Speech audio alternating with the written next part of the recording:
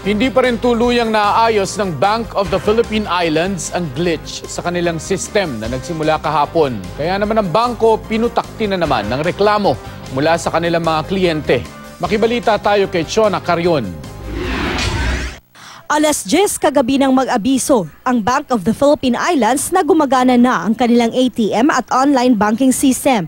Kasunod yan ng naganap na internal glitch sa system ng bangko kahapon kung saan ilang account ang nabawasan o kaya'y nadagdagan ng pera. There was an internal data processing issue. There was a internal system issue that we had, and as a glitch, buong bansa ang sakop ng glitch, kaya maging mga Cebuano na account holder ng bangko ay naperwisyo. Grabe ka, inconvenience, nagisapot na ko, halos na nakikaway na ko. Nilinaw naman ng BPI na walang nawala ng pera o nahack na account sa insidente. There is a lot of rumor about it being hacking or scam.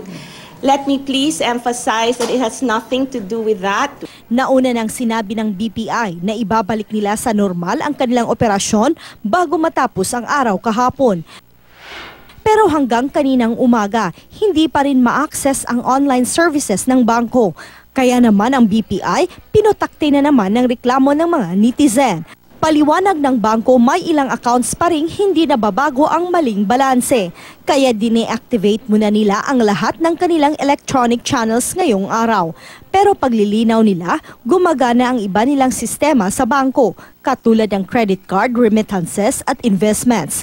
Mananatili naman daw bukas ang mga branch ng BPI hanggang alas 7:30 ng gabi ngayong araw para tumanggap ng mga kliyente.